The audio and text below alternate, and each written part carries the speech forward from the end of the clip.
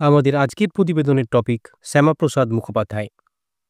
শ্যামাপ্রসাদ মুখোপাধ্যায় ছিলেন একজন ভারতীয় রাজনীতিবিদ, ব্যারিস্টার এবং শিক্ষাবিদ। তিনি জওহরলাল নেহরুর মন্ত্রিসভায় ভারতের প্রথম শিল্প ও সরবরাহ মন্ত্রী হিসেবে দায়িত্ব পালন করেন। পরবর্তীতে কুখ্যাত নেহেরু লিয়াকত চুক্তির বিরোধিতা করে তিনি নেহেরুর মন্ত্রিসভা থেকে পদত্যাগ করেন। তিনি 1951 সালে রাষ্ট্রীয় স্বয়ংসেবক সংঘের সহযোগিতায় ভারতীয় জনতা পার্টির পূর্বসূরি দল ভারতীয় জনসংঘ দল প্রতিষ্ঠা করেন। শ্যামাপ্রসাদ মুখোপাধ্যায়ের পরিবারের আদি নিবাস ছিল পশ্চিমবঙ্গের হুগলি জেলার জিরাট বোলাগড় গ্রামে।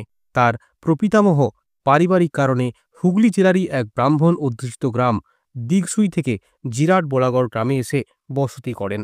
তার পিতামহ গঙ্গাপ্রসাদ মুখোপাধ্যায় 1836 সালের 16ই ডিসেম্বর জিরাট বোলাগড় গ্রামেই জন্মগ্রহণ করেন। তিনি ছিলেন মেধাবী। তিনি জিরাটের বিত্তশালীদের সাহায্যে কলকাতায় ডাক্তারি পড়তে আসেন এবং পরে জিরাট বোলাগড় গ্রাম ছেড়ে কলকাতার ভবানীপুরে বসতি স্থাপন করেন। শ্যামাপ্রসাদ মুখার্জি 1901 সালের 6ই জুলাই কলকাতার এক উচ্চ সামাজিক মর্যাদা সম্পন্ন ব্রাহ্মণ পরিবারে জন্মগ্রহণ করেন। তার পিতা স্যার আশুতোষ মুখোপাধ্যায় ও মাতা শ্রীমতী যোগমায়া দেবীর কাছ থেকে তিনি কিংবদন্তি তুল্য পাণ্ডিত্য ও একান্তিক জাতীয়তাবাদী চেতনা উত্তরাধিকার সূত্রে লাভ করেন। তারা তাকে পবিত্র ও মর্যাদাপূর্ণ জীবনযাপনে অনুপ্রাণিত করেন। 1921 সালে প্রেসিডেন্সি কলেজ থেকে ইংরেজিতে সাম্মানিক পরীক্ষায় প্রথম শ্রেণীতে প্রথম স্থান দখল করার পর শ্যামাপ্রসাদ মুখার্জি ভারতীয় ভাষায় স্নাতকোত্তর ডিগ্রি অর্জন করেন। এরপর তিনি 1924 সালে বিএল পরীক্ষায় বিশ্ববিদ্যালয়ে সর্বোচ্চ স্থান লাভ করেন। ছাত্রাবস্থাতেই শ্যামাপ্রসাদ তার ভাইস চ্যান্সেলর পিতাকে শিক্ষা পরিকল্পনা প্রণয়নে সহায়তা করেন। পিতার মতো তিনিও কলকাতা বিশ্ববিদ্যালয়ের ভাইস চ্যান্সেলর হন। 1937 সালে তদানীন্তন উপাচার্য শ্যামাপ্রসাদ মুখোপাধ্যায় রবীন্দ্রনাথ ঠাকুরকে অনুরোধ করেন কলকাতা বিশ্ববিদ্যালয়ের জন্য একটি বিশ্ববিদ্যালয় সঙ্গীত রচনা করে দেওয়ার জন্য। রবীন্দ্রনাথ একটির বদলে দুটি গান রচনা করে দেন, চলো যাই ও শুভ কর্মপথে ধরো নির্ভয় গান।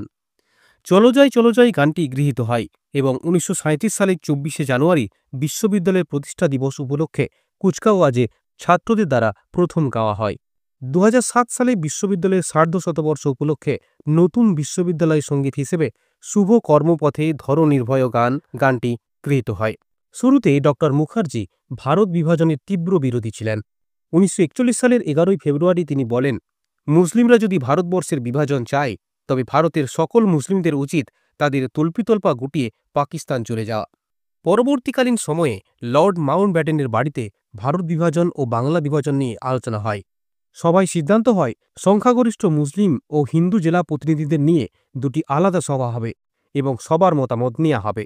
একটি সভার ফলাফলও যদি বাংলা ভাগের পক্ষে যায় তবে বাংলা ভাগ হবে। মুসলিম সংখ্যাগরিষ্ঠের সভায় বাংলা বিভাজনের বিপক্ষে বেশি ভোট পড়ে, কিন্তু হিন্দু সংখ্যাগরিষ্ঠদের সভায় বাংলা বিভাজনের পক্ষে ভোট পড়ে। ডক্টর মুখার্জি এখানে বড়সড় ভূমিকা পালন করেন। 1947 সালের 15ই আগস্ট নেহেরুর মন্ত্রিসভায় শ্যামাপ্রসাদ মুখার্জি শিল্পমন্ত্রী রূপে শপথ গ্রহণ করেন। দেশ স্বাধীনের পর হিন্দু মহাসভাকে সামাজিক ও সাংস্কৃতিক কাজে আত্মনিয়োগের পরামর্শ দেন তিনি। ভারতের শিল্পমন্ত্রী থাকাকালীন শিল্প উন্নয়ন নিগম, প্রথম শিল্পনীতি প্রণয়ন, চিত্তরঞ্জন লোকোমোটিভ স্থাপন, সিন্ধি সার কারখানা সহ বহু গুরুত্বপূর্ণ সিদ্ধান্ত গ্রহণ করেন শ্যামাপ্রসাদ মুখার্জি। খড়গপুরে ভারতের প্রথম ইন্ডিয়ান ইনস্টিটিউট অফ টেকনোলজি স্থাপনা, কলকাতার প্রথম Indian institute of social welfare and business management স্থাপনার ভাবনা ডক্টর শ্যামাপ্রসাদ মুখার্জির মস্তিষ্কপ্রসূত। এদিকে কাশ্মীরে 1950 সালে পূর্ববঙ্গে হিন্দুদের ওপর অত্যাচার বেড়ে চলে। হত্যা, লুণ্ঠন, নারী সম্ভ্রমহানি নিত্যদিনের ঘটনা হয়ে দাঁড়ায়। এর প্রতিবাদে 1950 সালের 14ই এপ্রিল নেহরু মন্ত্রিসভার মন্ত্রী হয়েও সংখ্যালঘু নিরাপত্তা ও নেহেরু লিয়াকত চুক্তির প্রতিবাদে লোকসভায় প্রতিবাদে গর্জে ওঠেন ডক্টর শ্যামাপ্রসাদ মুখার্জি।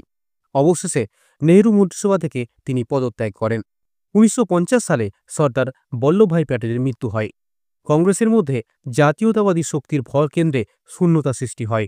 1951 সালের অক্টোবরে অনেক চিন্তন ও মন্থন শেষে রাষ্ট্রীয় স্বয়ংসেবক সংঘের দ্বিতীয় সরসংঘচালক গুরুজি গোলওয়ালকারের সঙ্গে পরামর্শক্রমে নতুন রাজনৈতিক দল ভারতীয় জনসংঘ প্রতিষ্ঠা করেন। 1952 সালের মে মাসে শ্যামাপ্রসাদ মুখার্জি দক্ষিণ কলকাতা লোকসভা কেন্দ্র থেকে বিপুল ভোটে নির্বাচিত হন। ভারতীয় জনসংঘ প্রথম সাধারণ নির্বাচনে 3টি আসন লাভ করে। ডক্টর মুখার্জি লোকসভায় ন্যাশনাল ডেমোক্রেটিক পার্টি নামে বিরোধী দলের প্রতিষ্ঠা ও নেতৃত্ব দান করেন। লোকসভায় বিরোধী দলের নেতা হিসেবে নিজেকে উদাহরণ হিসেবে প্রতিষ্ঠিত করে গেছেন। জনসংঘ ওই সময় বিধানসভা ভোটে বাংলা প্রদেশে ৮টি আসন ও রাজস্থানে ৮টি আসন লাভ করে। রাজস্থানে জমিদার প্রথা বিলোপ আইনের প্রশ্নে বিধায়করা দ্বিধাবিভক্ত হয়। ড মুখার্জি রাজস্থান পরিষদীয় দলের জরুরি বৈঠক ডেকে নির্বাচনী ইস্তাহারের প্রস্তুতি পালনের দায়বদ্ধতার কথা বলেন। ওই সভায় ৮ জন বিধায়কের মধ্যে মাত্র ২ জন ভৈরব সিং শেখাওয়াত ও জগৎ সিং জালান উপস্থিত ছিলেন। ড মুখার্জি তৎক্ষণাৎ বাকি ৬ জন বিধায়ককে বহিষ্কার করেন। রাজনৈতিক দায়বদ্ধতার অঙ্গীকার স্বীকার করে তিনি নিজের দলকে মাত্র ২ সদস্যের দলে পরিণত করেন। কাশ্মীরে ৩৭০ ধারা চালু রাখলে অদূর ভবিষ্যতে সমস্যা বাড়তে পারে, তা তিনি বারবার লোকসভার ভিতরে ও বাইরে ব্যক্ত করেছেন। প্রসঙ্গত উল্লেখ্য, সংবিধানের ৩৭০ ধারায় লেখা হয়, temporary transition and special provision of article 370। সংবিধান প্রণেতার সাময়িক পরিবর্তনমুখী ও বিশেষ কথাগুলির মধ্য দিয়ে দূরদৃষ্টির প্রতিভাত হয়। ভারতের অখণ্ডতা ও সার্বভৌমত্ব রক্ষার্থে সংবিধানের বিশেষ অনুচ্ছেদ ৩৭০ ধারা বিলোপ ও পারমিটরাজ বাতিলের দাবিতে ড শ্যামাপ্রসাদ মুখার্জি কাশ্মীর অভিযান করেন। ১৯৫৩ সালের ১১ই মে পাঞ্জাবের উধামপুরে শেষ সভা করে কাশ্মীর প্রবেশের পথে গ্রেপ্তার হন। জম্মু কাশ্মীরে ৩৭০ নম্বর ধারা নিয়ে নেহেরু মন্ত্রিসভার অর্থাৎ কংগ্রেসের সাথে মতবিরোধ দেখা দিলে তিনি মন্ত্রিসভা থেকে পদত্যাগ করেন।